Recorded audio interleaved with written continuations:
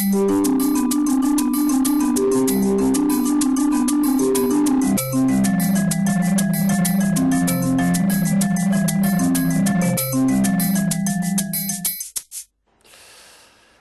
13, buongiorno, ben ritrovati. Oggi è mercoledì e quindi è il giorno dedicato alla CGIL, i nostri esperti che rispondono alle vostre domande, come sempre in diretta potete intervenire con il numero che vedete in sovraimpressione. È giornata importante oggi, segnatevi con carta e penna perché daremo tutte le novità della campagna fiscale 2019, parleremo anche adesso un po' all'inizio del reddito di cittadinanza perché ci sono un po' i dati che stanno emergendo. Allora lo facciamo con Monica Giomo, buongiorno Monica Giomo, buongiorno. Direttore Servizi Treviso SRL, buongiorno a voi. E con i responsabili fiscali di Servizi Treviso SRL, Graziano Basso, buongiorno, buongiorno. E Giuliana Maffei. Buongiorno. Allora, questi sono i nostri ospiti, i nostri amici che oggi risponderanno anche alle vostre domande, se avete domande da fare. Monica Giomo, prima di addentrarci nella campagna fiscale 2019, diciamo due cose un po' sul reddito di cittadinanza.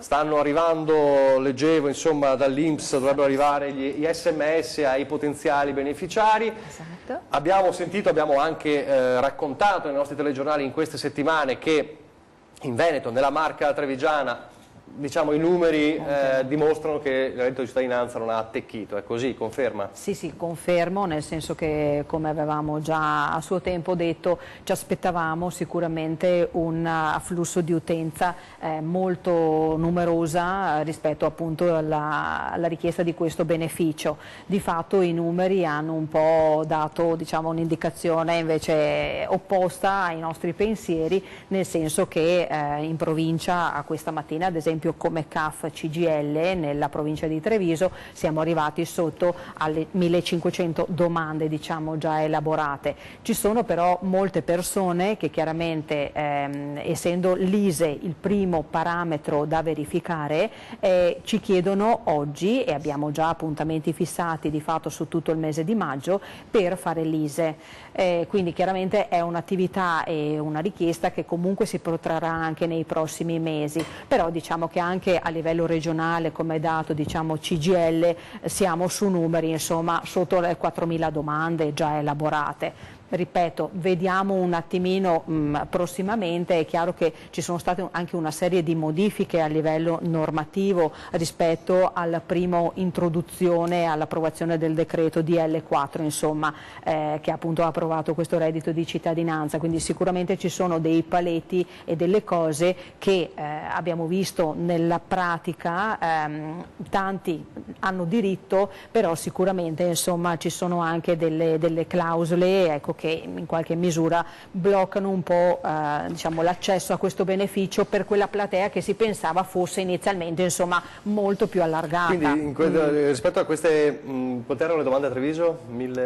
Stiamo sotto le 1500. Ecco, rispetto a queste ci sarà un'ulteriore scrematura dunque? O di quelle 1500 insomma? Sì, certo, allora di fatto 1500 sono le domande che noi abbiamo elaborato e trasmesso attraverso i canali telematici, e tra le altre cose adesso, essendo scattato il 15 del mese, partono quelle del mese di aprile, sono partite quelle fatte nel mese di marzo verso l'INPS e adesso di fatto trasmetteremo quelle datate aprile. È chiaro che siccome una serie di parametri e requisiti vanno in verifica a cura dell'INPS, naturalmente noi abbiamo verificato alcuni requisiti in capo a noi soggetti appunto intermediari, e però nel momento in cui poi l'INPS fa un'analisi, una verifica dei parametri reddituali piuttosto che patrimoniali, immobiliari, può anche essere che il soggetto chiaramente riceva quel famoso SMS che stanno appunto partendo, nella quale appunto la domanda di fatto non è stata accettata, proprio perché mancano il soddisfacimento insomma di alcuni requisiti. La domanda è sempre la stessa e chiudiamo qui poi il discorso. Sì. Non attecchisce perché proprio è un modo di pensare diverso, perché? Diciamo che i parametri sono abbastanza stringenti, sì, magari Giuliana sì che ha un po' analizzato in provincia un po' alcune casistiche, può un po' riassumere, ma effettivamente sì, i nuclei familiari, a prescindere dal parametro dei 9,360, insomma il valore ISEE, poi ci sono gli altri requisiti che sono un pochino insomma molto restrittivi, e quindi chiaramente sì, si pensava come ho detto, a una platea insomma, che potesse beneficiarne molto più ampia. In realtà così non è, ma proprio perché i requisiti sono un po' stringenti, voglio dire. Però magari nel dettaglio, Giulia, se vuole magari fare qualche precisazione. Sì, no, io ho provato a girare anche per le zone per capire un po' all'inizio, i primi giorni. Effettivamente i 9.360 di ISE non è bassissimo, perché ad esempio per il bonus gas energia è 8.107. Il fatto è che all'interno di questo parametro bisogna verificare altre cose, tipo la parte reddituale, perché all'interno di un nucleo di una persona singola 9.360 vuol dire che il reddito è minimissimo, però se c'è una famiglia, faccio un esempio, 2 coniugi con i 3 bambini non hanno diritto perché bisogna che abbiano un reddito da lavoro dipendente sotto i 12.600 euro. Quindi un nucleo familiare con 12.600 euro, 5 persone non hanno diritto, bisogna proprio che non lavori nessuno per poter usufruire. Poi già ieri mi chiamavano delle colleghe, ho avuto 2 o 3 casi ieri, ad esempio c'era un soggetto che aveva ereditato una quota di una casa anche se non ne disponeva, questo soggetto ha diversi anni che non lavora ma lo fa fuoriuscire dal parametro del reddito immobiliare dei 30.000 euro. Sono tante cosette che vanno considerate, non solo l'ISE di per sé stesso, perché all'inizio sembrava che tutti avessero diritto. Se uno guarda solo l'ISE sì, se poi andiamo a vedere quello che è tutta la norma, no, non è così. I singoli magari hanno più facilità ad averlo, i nuclei familiari è difficile che abbiano il reddito di cittadinanza. Allora, questo è il quadro, poi per averlo un quadro più completo bisogna aspettare penso ancora un po' di tempo, insomma abbiamo capito che non è proprio così come sembrava anche per questi paletti, queste norme stringenti. Allora, la campagna fiscale 2019 al via, iniziata, e quali sono un po', facciamo un po' un discorso generale, poi entriamo con Giuliana e Graziano nel dettaglio. Certo, allora siamo di fatto partiti lunedì 15 con la predisposizione dei modelli 730, 2019 redditi 18 e le nostre sedi sono chiaramente aperte in tutta la provincia per accogliere chi ha necessità di avere questo tipo di prestazione. Ricordo perché sì, abbiamo avuto un po' un ritardo diciamo postale nell'arrivo delle lettere. Noi solitamente con i nostri clienti affezionati che si rivolgono a noi l'anno precedente inviamo a casa una lettera di appuntamento come promemoria appunto di questo adempimento. Colgo l'occasione per dire che sono in arrivo perché c'è stato un po' di ritardo, però abbiamo fatto in modo insomma di recuperare questo leggero ritardo con appunto delle chiamate. Abbiamo istituito quest'anno un nuovo numero unico di prenotazione, lo 0422 184 74 74, è un sistema che consente a chi vuole chiamare di parlare con un operatore senza problemi, però è un sistema che permette anche per chi lo desidera di potersi gestire in autonomia l'appuntamento, nel senso di poterselo spostare, e quindi abbiamo cercato insomma di fornire anche dei nuovi strumenti un pochino più diciamo automatizzati proprio perché chi lo desidera insomma possa non essere vincolato dal fatto di chiamare in orario d'ufficio, ma lo può fare tranquillamente da casa anche alla sera o il sabato o la domenica, perché il sistema automatico appunto è sempre attivo. La campagna 730 come sempre guarda ai redditi dell'anno precedente e quindi insomma le persone che noi invitiamo presso le nostre sedi sanno ormai che devono portare con loro tutta la documentazione. Diciamo che sì, il fatto di attendere le disposizioni da parte delle agenzie entrate in maniera scherzosa Graziano e Giuliano hanno portato con loro anche oggi un libro fatto di tante pagine, perché siamo insomma intorno alle 400 pagine. Quest'anno mi dicevano appunto che andranno anche ad aumentare. È di fatto un po' lo strumento per gli addetti ai lavori, ma anche per chi eventualmente se lo vuole consultare, perché nel momento in cui sarà pubblicato, perché come sempre siamo partiti nella compilazione delle dichiarazioni redditi 2018, però di fatto ci avvaliamo sì delle istruzioni ministeriali, però ecco queste precisazioni operative operative che sono indicate in questo strumento di lavoro ancora l'Agenzia deve pubblicare.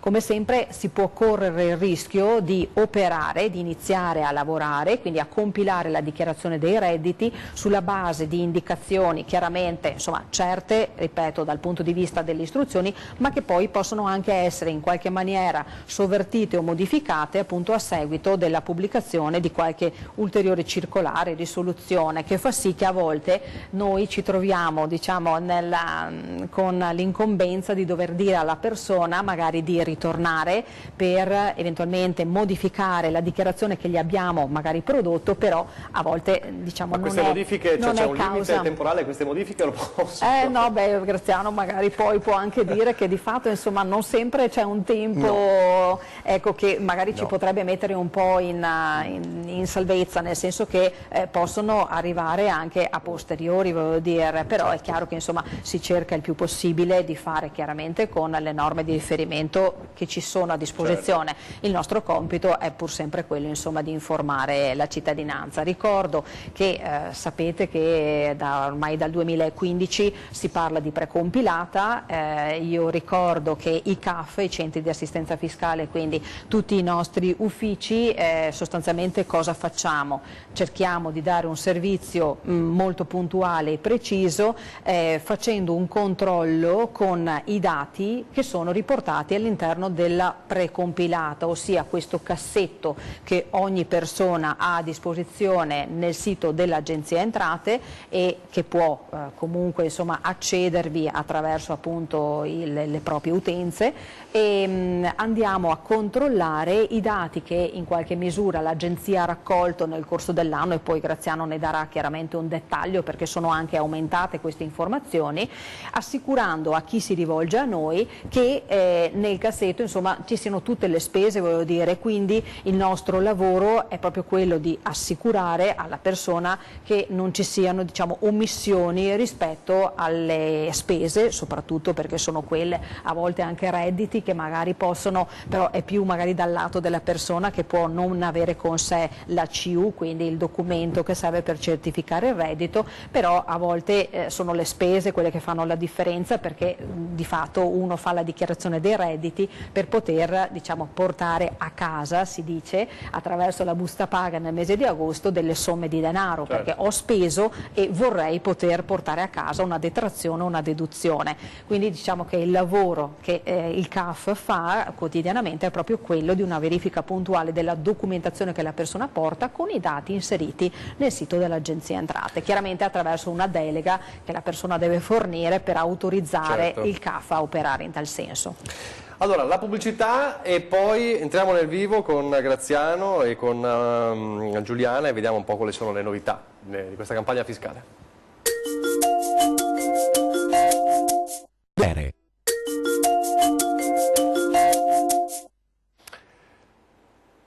Rieccoci in diretta, ore 13, allora addentriamoci con la CGIL nella campagna fiscale 2019. Graziano Basso, quello è il malloppone che ha in mano, eccolo qua. La cosiddetta circolare del visto per la posizione del visto di conformità che dovrà uscire. Sappiamo già che sarà integrata perché giustamente la normativa si evolve. Dall'anno scorso a quest'anno la gente, i CAF, i professionisti, ha fatto degli interpelli, ovvero delle richieste di chiarimenti, perché è partita come una cosa molto restrittiva e dopo alla fine è diventato le mie prigioni praticamente fiscali. E ogni anno viene incrementata di tutta quella che è la prassi per dare delle spiegazioni, poter rendere anche appetibili alle volte alcune determinate detrazioni, tipo la ristrutturazione edilizia, il risparmio energetico, che hanno la convenienza per il contribuente di avere un gran rimborso, perché parliamo del 50% del rimborso delle spese, o 65%, addirittura se facciamo determinati tipi di intervento 85% del rimborso delle spese, e per cui li rende appetibili. In contropartita lo Stato cosa ne ottiene? Che dovendo fatturare tutto non dovrebbe esserci nessun tipo di evasione, perché è tutto blindato con un certo determinato sistema.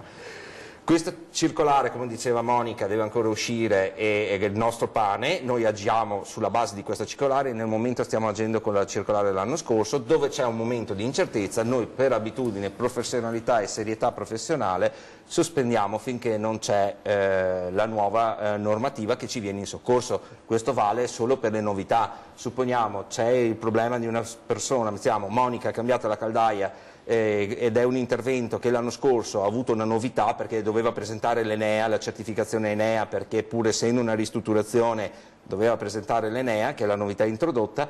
Se la Monica non avesse presentato la certificazione Enea, non si ha ancora la certezza che si possa detrarre quella spesa o meno. In quell'incertezza noi ci fermiamo un attimo, aspettiamo certo, che esca. Il visto di conformità, praticamente faccio un accenno per quello che comporta il visto di conformità. Per cui il visto di conformità per noi CAF comporta detenere, conservare la documentazione che viene portata in detrazione all'interno della dichiarazione di redditi, oppure tutte le certificazioni delle ritenute subite nel corso dell'anno. La Q, la cosiddetta certificazione unica, dove praticamente noi abbiamo il reddito imponibile e le ritenute che subiamo durante l'anno, oltre a tutte le spese, i bonifici, i riscontrini, tutto quello che ne consegue. Naturalmente questo tipo di conservazione da parte nostra non comporta che il contribuente possa buttare via le spese, certo, perché io voglio sempre ribadirlo, perché c'è una responsabilità del CAF e c'è una responsabilità del contribuente. Ma questa novità aumenta la vostra responsabilità? Allora, per quanto riguarda la novità del visto di conformità, che è stata introdotta con il discorso con la legge del reddito di cittadinanza, praticamente è stata cambiata, è stata tolta un'aberrazione giuridica praticamente. Prima dell'intervento di questa normativa, per la posizione del visto di conformità, il CAF, in questo caso, o il professionista, se veniva commesso un errore, avrebbe dovuto pagare imposta, sanzione di interesse, l'imposta anche in nome e per conto del contribuente. Con l'innovazione che è stata introdotta siamo tornati al vecchio visto di conformità, obbliga a noi la conservazione della documentazione, il controllo viene sempre fatto in capo a noi, solamente che se Monica avesse usufruito indebitamente di un credito, sarà Monica a doverlo restituire. Prima non era così, perché se si commette un errore come professionista o come CAF, Monica non veniva toccata, manteneva quel credito indebitamente e il CAF doveva pagare al suo posto. Per cui veniva trasferito l'obbligo di restituzione al CAF, che non ne c'entrava niente, che non ha mai goduto quel beneficio. Certo. A noi rimane in capo solamente la sanzione, Certo, che è giusto, se abbiamo commesso l'errore e non è dovuto a un dolo del contribuente perché ha falsificato la documentazione, abbiamo commesso l'errore, rifondiamo il danno, che è la sanzione, ma l'imposta e gli interessi che sono stati per la somma goduta, certo, è giusto che sia del contribuente, perché la restituzione deve essere fatta dal soggetto che ha goduto del beneficio, certo, non dall'interposta persona che ha posto il visto di conformità. Prima di continuare vorrei sentire che c'è il telefono in diretta. Buongiorno, con chi parliamo? Buongiorno, buongiorno, c'è il signore della CGIL? Buongiorno. Sì, abbiamo il signore della CGIL, con chi parliamo? Buongiorno, buongiorno. Senta, vorrei parlare proprio con il sindacalista là. Allora, a settembre ricevo la prima pensione dopo conti, conticini, eccetera. Mi fissano quella cifra, va bene, non sono 1000, sono meno di 1000. Allora, niente, aspetto, vado a percepire la pensione, mi trovo la pensione, quella stabilita, quella scritta nel foglio che ho ricevuto da parte dell'INPS. Allora, il mese dopo mi trovo con 40 euro in meno, 41 in meno. Vabbè, ho detto, e a gennaio avranno rifatto i conti ancora, ho detto. Cosa succede? Che il mese di febbraio succede la stessa cosa, vedo sulla ricevuta da parte della banca 40 euro in meno, la stessa cosa come a gennaio, a marzo lo stesso, aprile lo stesso, ho detto ma cosa sta succedendo qua? Non lo so io. Allora, senti i politici che dicono che fanno tutto, di tutto, danno a tutti aumenti qua, là, e poi mi trovo un disastro, perché a questa età, a 86 anni, a già che ce ne sono, non ho nessun reddito, ho il portafoglio, ho il portafoglio con 7 ricette bianche. Ieri per 2 farmaci, 2 bustine, non 2 farmaci, 2 bustine ho pagato 11,43 €, va bene? Solo, ogni giorno c'è qualcosa che non va. Ma mi dica lei, cosa devo fare? A chi devo rivolgermi? Allora signora, mi permetta di chiedere, lei ha provato a verificare che non sia una trattenuta dell'IRPEF dovuta? Quei 40 euro? No, niente, quello è stato stabilito, credo di percepire quella pensione, invece mi trovo... Signora, gli è stato detto che avrebbe percepito una pensione che è lorda, sulla quale viene calcolata eventualmente una ritenuta. Bisognerebbe fare una cosa di questo genere. Allora, se lei ha modo di andare tramite lo SPI o tramite il patronato a verificare, a leggere l'OBISEM, il modello OBISEM, l'INPS a ieri, perché ho verificato alcune posizioni, quella di mia mamma per esempio, ho visto che l'INPS non ha ancora messo a disposizione questo modello OBISEM. L'OBISEM è il modellino equivalente alla busta paga, è la busta pensione. Da lì si capisce questi 40 euro cosa sono dovuti di trattenuta, perché potrebbe essere l'IRPEF, per cui anche se il reddito di pensione deve pagarci le tasse. Ma perché mettono le tasse a una inferiore a 1.000 euro? Beh, se lei fa 1.000 euro per 13 mensilità, è un reddito, non è minimo, è un minimo di tasse, deve versarle anche lei, signora, ha diritto a delle detrazioni e degli sconti di imposta, però a prorata deve pagare qualcosina anche lei di imposta, per cui il mio consiglio, se tramite lo SPI, sindacato di pensionati, oppure l'INCA che è il patronato, appena sarà disponibile il modello OBISEM, di andare a verificare la sua busta della pensione, nel senso che capire se quelle sono delle tasse pagate, qual è la voce, insomma, oppure se è un'indebita detrazione. Se fosse un'indebita detrazione perché hanno sbagliato a fare il conteggio, stanno facendo un recupero delle somme, i colleghi dello SPI o dell'INCA sono in grado anche di fare l'eventuale ricostituzione per sanare la posizione, ma se dovessero essere imposte vuol dire che il suo reddito è assoggettato all'imposta. Mi stia a sentire, io ho parlato anche qui vicini, qua di casa, ma mi rispondono, una signora mi risponde che lei ha avuto addirittura un aumento, gente che con terreni, ma signora, siamo su 2 piani diversi, poi non va mai considerato quello che ha il vicino, perché lei non sa precisamente che cosa ha il vicino. Va bene. Perché a ognuno viene erogata la pensione, il trattamento pensionistico è ad personam, ovvero per la persona è singolare.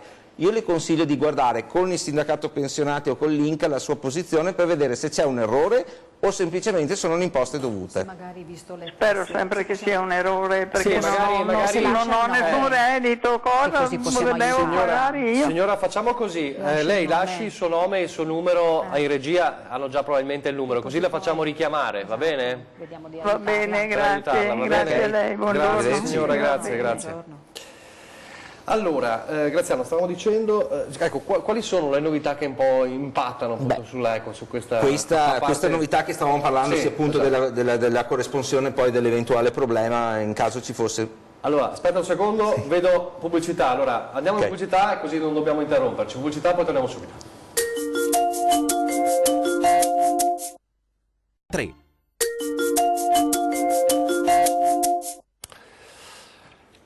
Di nuovo in diretta per parlare della campagna fiscale 2019, allora Graziano, le novità stavamo dicendo. Sì, dunque all'interno della dichiarazione dei redditi, a prescindere che abbiamo predisposto anche un apposito volantino che è sul nostro sito www.cgltreviso.it/caf, abbiamo messo praticamente il sunto di tutte quelle che sono le novità che si possono e tutte le detrazioni che si possono percepire tramite il modello 730, così da aiuto sia a pensionati, lavoratori e non, anche perché ci sono anche persone che non lavorano che comunque hanno diritto ad avere le detrazioni per determinati redditi. E la novità principale è sostanzialmente stato per esempio il bonus verde, l'introduzione del bonus verde, per cui oltre alla ristrutturazione della casa, oltre all'antisismico, oltre alla riqualificazione energetica, adesso se c'è una manutenzione straordinaria del giardino, il che vuol dire non sostituire le piante ma che ne so, devo mettere l'impianto di irrigazione nuovo, devo fare un lavoro per cui devo devastare il giardino, poi rifarlo completamente, posso tranquillamente portarmi in detrazione fino a 5.000 euro al 36%, per cui in 10 anni viene refusa poi la detrazione, sempre mediante la presentazione del modello 730.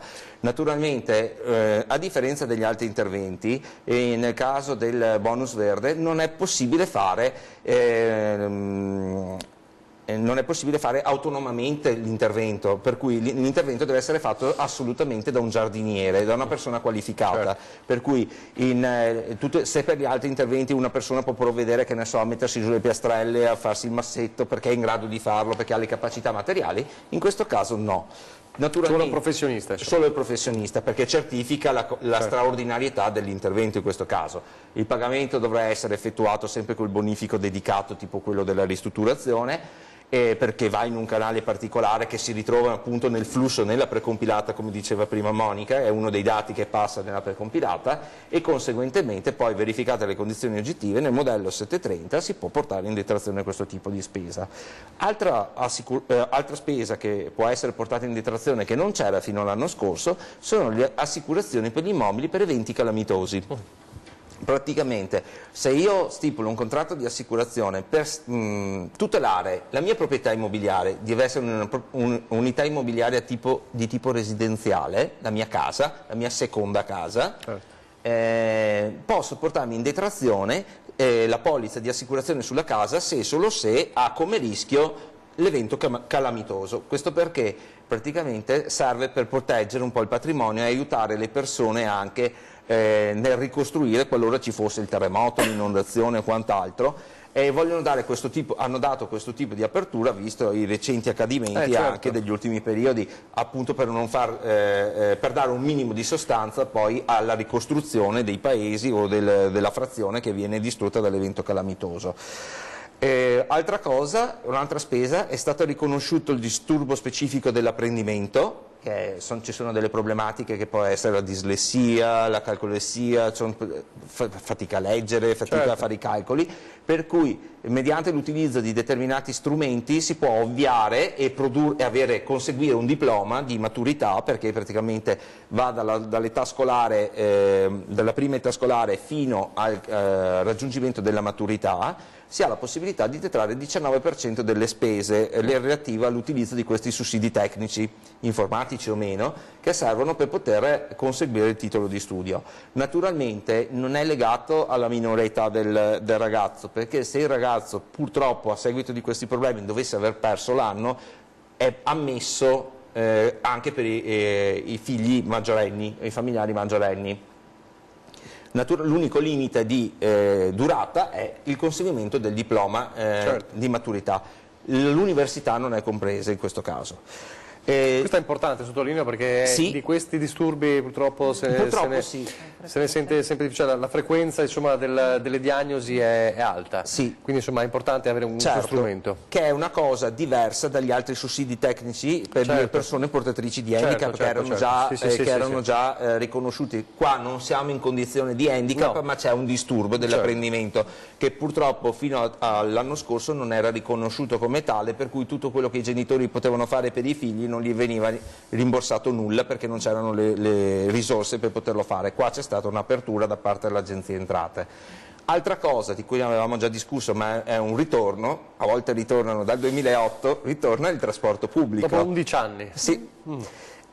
Si è visto che praticamente è possibile portare in detrazione la spesa per il trasporto pubblico, ovvero vado a lavorare in autobus oppure con il treno, posso, avendo il titolo di viaggio, la ricevuta di pagamento e quant'altro che mi comprova che è mio l'abbonamento e che ho sostenuto la spesa nel corso del 2018, posso portarmi in detrazione il 19% fino a 250 Questo euro vale, l'anno. Scusa, anche per la scuola o allora, per il lavoro? Vale anche per gli studenti. Ci sono due modalità di detrazione, nel senso che se io ho trasporto pubblico va con questo limite, 19% fino a 250 euro.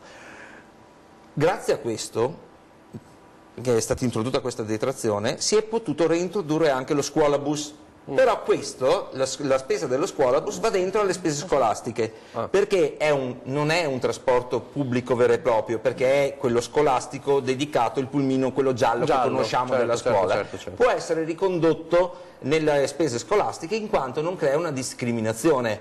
Era stato tolto perché chi usufruiva del trasporto pubblico non poteva detrarsi la spesa. Reintroducendo questa detrazione si può portare quello come coadiuvante delle spese scolastiche, per cui l'iscrizione, la mensa, il pre e il post scuola, i genitori lavorano, per cui l'ora in più, la mezz'ora prima di entrata che serve per coprire la disponibilità del genitore per poter andare a lavorare, la mensa scolastica. Adesso si può aggiungere anche lo scuolabus nuovamente in virtù del fatto che non sarebbe discriminante nei confronti degli altri studenti per i quali non può essere portato in detrazione. Tra le varie novità ce ne sono tante altre, tipo l'antisismico che hanno aumentato le spese, soprattutto se si fa l'intervento a livello condominiale. Ti posso bloccare un secondo? Sì. Così continuiamo, per non lasciare troppo il telefono del telespettatore. Chi c'ha il telefono? Buongiorno. Salve, buongiorno, mi scusi. Con chi parliamo? Mi chiamo Antonio. Sì. E niente, cercavo un'informazione sul reddito di cittadinanza, vale.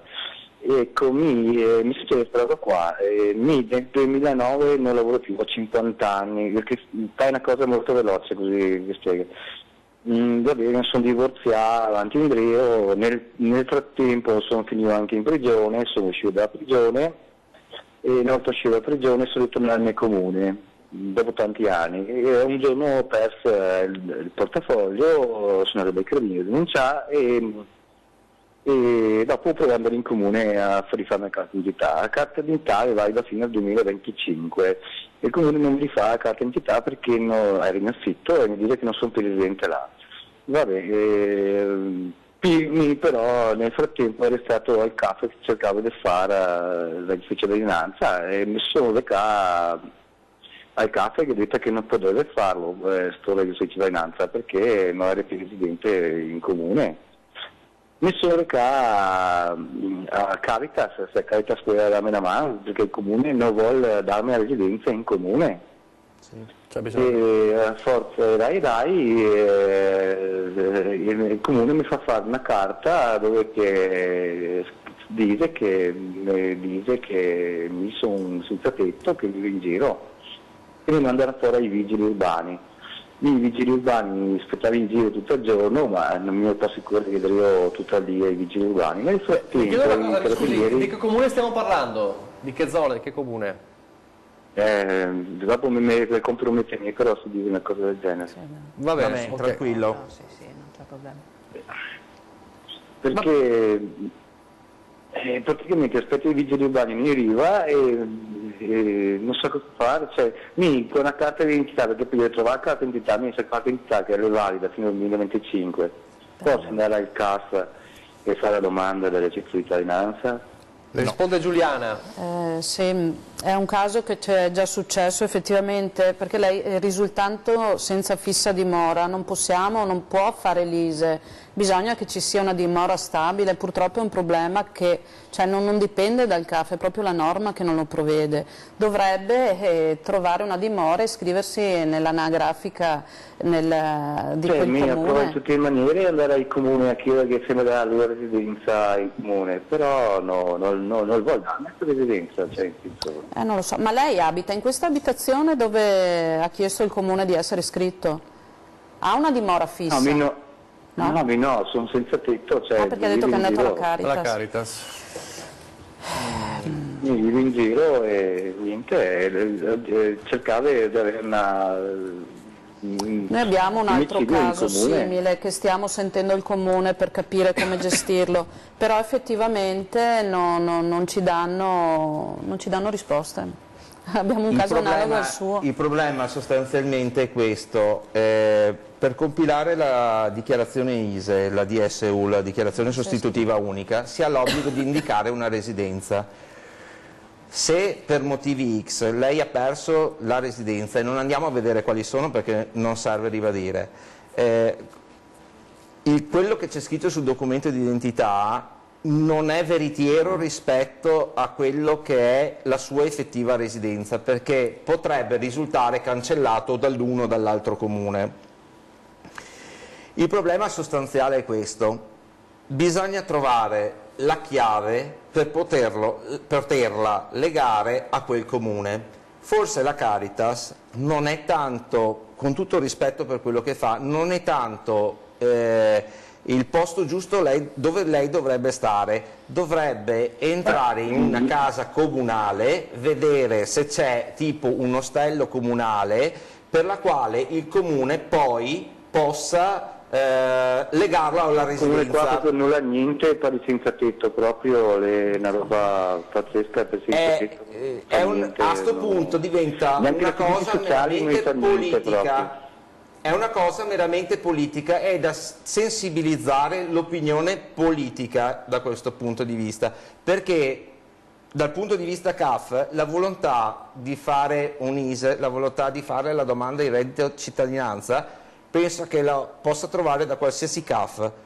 Il problema è che c'è il vincolo ostativo, che se noi andiamo a indicare la residenza che lei ha nel documento di identità e non dovesse risultare quella effettiva perché è stato cancellato, lei fa una dichiarazione falsa ed ha purtroppo per l'ISE un provvedimento civile, penale e amministrativo per questa dichiarazione. Il problema è sensibilizzare l'opinione politica di quel comune per far sì che se lo prenda in carico e possa poi possa darle la detrazione o l'agevolazione. Monica. Immagino abbia Prova tutte in maniere impossibili e immaginabili quel comune.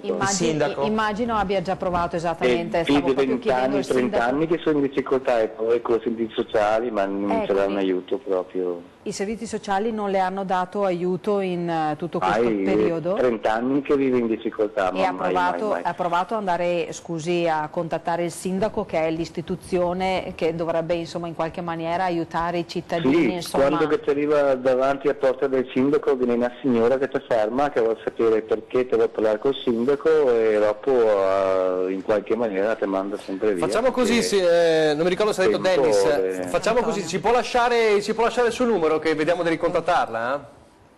Sì. Va bene, la lasci alla regia con cui ha parlato, va bene? Grazie, mi scusi. Grazie, si figuri, grazie.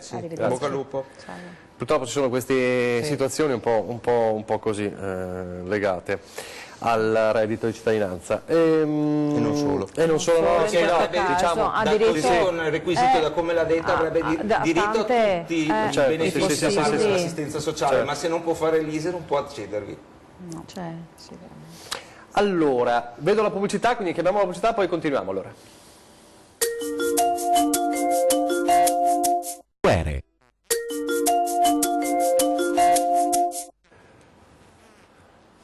Rieccoci in diretta alla campagna fiscale 2019, Giuliana Maffei. Allora, come e quando vengono conguagliati i modelli 7,30? Allora, diciamo che il conguaglio è, visto che vedo l'uovo là, è il regalo dentro l'uovo di Pasqua per il contribuente. A volte è un bel regalo, a volte un po' meno, ok? Perché possiamo avere conguagli a credito, conguagli a debito. Il conguaglio comunque viene effettuato nella mensilità di luglio, quindi se è un dipendente pubblico a fine mese, il 27 luglio, per gli altri dipendenti ad agosto e per i pensionati a partire dal mese d'agosto, a partire perché potrebbe essere anche settembre, perché il numero di soggetti sostituiti che hanno come sostituto d'imposta l'INPS sono tantissimi. Allora, se il conguaglio è a credito non ci sono problemi, tutti felici, si ha nella prima mensilità di luglio o agosto, come stavo dicendo. Se invece il conguaglio è a debito ci possono essere trattenuti anche degli acconti che corrispondono praticamente al 100% del debito. Se io l'anno precedente ho avuto un debito di 1.000 euro, dovrò versare altri 1.000 euro di acconto. Gli acconti sono divisi in due tranche. La prima tranche che corrisponde al 40% viene trattenuta nella mensilità di luglio o agosto, a seconda di quando, se sono dipendente pubblico o privato, la seconda rata di acconto, quindi il 60%, facciamo l'esempio dei 1.000 euro, i 600 euro me li trattengono con a novembre con la mensilità di ottobre. Con il debito è possibile fare la rateizzazione. Questo stavo per chiedere appunto. La rateizzazione, sopra i 52 euro si può già optare per la rateizzazione, che è una cosa importante. Fino a quanto? Cioè, rate di quanto dipende? Dipende dal debito, dal debito. Noi di solito si potrebbero fare anche più di 5 rate, però noi di solito cerchiamo di stare attenti, perché se c'è la seconda rata di acconto, dopo è già pesante mettere insieme, cerchiamo di far meno rate in modo da non far coincidere la seconda rata di acconto con le quote rateizzate. Allora, tutti quanti i soggetti che hanno avuto un reddito da lavoro dipendente l'anno precedente e non abbiano partita IVA o cose particolari, possono fare 730, che abbiano il sostituto o che non abbiano il sostituto. Cosa vuol dire? Il sostituto d'imposta è il datore di lavoro, ok? Io nel 2018 ho lavorato, nel 2019 continuo a lavorare, stesso sostituto o altro sostituto, faccio il 730 col sostituto. Cosa vuol dire? Che il conguaglio a debito o a credito, quindi se devo aver soldi o devo pagarli, li fa direttamente nella busta paga il mio datore di lavoro. Invece se io lo scorso anno, è un requisito indispensabile, ho avuto redditi da lavoro dipendente e quest'anno non ho un datore di lavoro, posso, è una novità che abbiamo dal 2015, una volta si poteva fare solo il modello unico, posso fare il modello 730 senza sostituto, e il conguaglio a credito e a debito avrà delle strade diverse. Se a debito andrò io personalmente, mi verranno fatti dal CAF gli F24 come per il modello unico, ok, io me li vado a pagare direttamente in posta in banca, oppure può fare il bonifico domiciliare, il bonifico online, lo facciamo noi, se viene là con le credenziali, è un servizio che offriamo ai nostri clienti senza che vada in giro per uffici postali o bancari, glielo facciamo direttamente noi. Invece per quel che riguarda il credito può optare sempre, è un servizio che gli diamo noi, per, come si dice, comunicare, no, noi gli facciamo il modello, poi il contribuente lo porta all'Agenzia delle Entrate, comunicare il proprio IBAN e gli verrà comodamente, come si dice, accreditato nel proprio conto corrente postale o bancario dall'Agenzia delle Entrate l'importo che gli spetta. Okay? Una cosa importante che mi preme ricordare, perché poi magari vengono fuori sorprese, che da qualche anno l'Agenzia delle Entrate fa dei controlli preventivi, okay? Quindi quando noi inviamo il modello 730 inviamo anche il conguaglio, il 730/4, che contiene i dati necessari al sostituto d'imposta o piuttosto che all'INPS per i pensionati per effettuare il conguaglio. Da alcuni anni vengono fatti dei controlli preventivi. Cosa vuol dire? Io invio il 730 con il suo 730/4 col proprio conguaglio, ad esempio di Monica, e ha delle spese particolari, possono essere spese mediche elevate oppure un qualcosa che non quaglia, scusami la parola, però rinde con il flusso della precompilata. Io ho messo ad esempio un recupero edilizio di 10.000 euro all'Agenzia delle Entrate, come diceva prima Graziano, nel flusso non trova questi 10.000 euro, mi blocca il conguaglio. Okay? Quindi questo conguaglio non verrà girato dall'Agenzia delle Entrate al sostituto d'imposta o all'INPS, ma fa questi conguagli. E per fare questi controlli, scusate, per fare questi controlli l'Agenzia delle Entrate si prende 6 mesi di tempo. In questi 6 mesi di tempo può chiedere a noi della documentazione, perché noi facciamo la conservazione documentale, certo. Okay? Può chiedere a noi dei documenti per verificare se quanto abbiamo indicato è giusto oppure no. Dopo che ha fatto queste operazioni di conguaglio, queste operazioni di controllo, effettuerà i conguagli e li fa. Che io avessi fatto un 730 con sostituto o non sostituto, li fa direttamente l'Agenzia delle Entrate come se fosse un non sostituto, quindi gli accredita quanto è dovuto, bisogna comunicare al contribuente che porti il foglietto con l'IBAN all'Agenzia delle Entrate, quindi gli dà il conguaglio a credito, nel conto corrente se è a debito bisogna che vada a pagare con gli F24. C'è una telefonata, chiedo al telespettatore o alla telespettatrice di essere molto sintetico perché siamo proprio in chiusura. Con chi parliamo? Allora, intanto buongiorno, sono una cittadina e parlo da Padova. Sì. Volevo chiedere alla signora, non so se sono con quello che sta dicendo, vorrei farle una domanda ben specifica. Per una vedova con la pensione di reversibilità che paga la luce, il gas, le immondizie al 100%, allora non è che la pensione di reversibilità è al 60%, ma è meno perché le tasse sono al 100%. Poi a una persona che dovesse avere bisogno della badante, con la pensione di reversibilità non mangia per pagare la badante. Vorrei sapere i sindacati che battaglia stanno facendo anche per il rispetto della gente che ha lavorato e che morendo lascia la pensione alla vedova e che è da fame.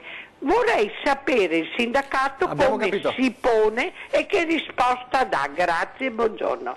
Allora, diamo la parola a Monica così chiediamo poi anche il... Sì, la parola è presto detta, nel senso che comunque il sindacato si muove a favore di tutti i cittadini, pensionati e lavoratori e non ha tanti strumenti a disposizione dato che le norme sono norme emanate dal governo. Quindi l'unica azione che il sindacato fa quotidianamente è quella di mettersi in tutte le situazioni in cui ha la possibilità di farlo a confronto con il governo per fare in modo di andare a modificare quelle che sono le norme a favore e non a sfavore dei cittadini. Poi a livello locale chiaramente si muove nei confronti dei sindaci per attuare il maggior numero di politiche, voglio dire, sociali a favore dei cittadini.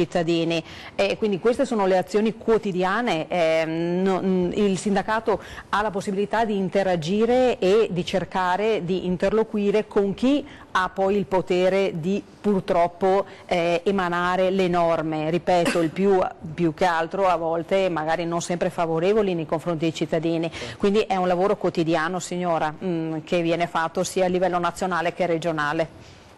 Allora, siamo in chiusura, vogliamo ricordare il numero, il numero diciamo verde unico? Certo, 0422 184 74 74 è un numero che i cittadini possono utilizzare per prenotare non solo l'appuntamento per il 7:30 ma qualsiasi altro tipo di servizio. Ricordo che ce ne sono molti che offriamo ai cittadini, più o meno collegato alla dichiarazione i mutasi, Graziano e Giuliana ne hanno parlato più volte, quindi l'imposta sugli immobili, ma comunque diamo un servizio di compilazione anche della dichiarazione ex unico RDTPF, il servizio successioni quando purtroppo viene a mancare una persona, se chi ha bisogno di una badante diamo la massima assistenza in tutte le pratiche legate appunto all'assunzione di una colf, una badante, l'amministratore di sostegno, purtroppo abbiamo parlato di persone che hanno difficoltà e quindi diamo quel servizio, chi ha partita IVA siamo a disposizione chiaramente per tutti gli adempimenti amministrativi e fiscali e quindi le pratiche generali di contenzioso, Graziano ne sa qualcosa e quindi insomma se arrivano cartelli o accertamenti siamo disponibili. Avete sentito, insomma non siamo riusciti a dire tutte oggi perché comunque il tempo vola, ma insomma quei 400 pagine insomma le stanno studiando per voi, per cui insomma se avete, siccome ecco le stanno studiando, l'hanno già studiate, le studieranno anche con le integrazioni, per cui avete sentito, sono tante novità da sapere. Allora se avete difficoltà per qualsiasi cosa e per questa campagna fiscale rivolgetevi al CAF, rivolgetevi alla CGIL. Grazie a Monica Giomo, grazie a Graziano Basso e a Giuliana Maffei, grazie anche a voi per averci seguito. Ci rivediamo con la CGIL la settimana prossima, mercoledì, e poi invece domani sempre con ore 13. Arrivederci.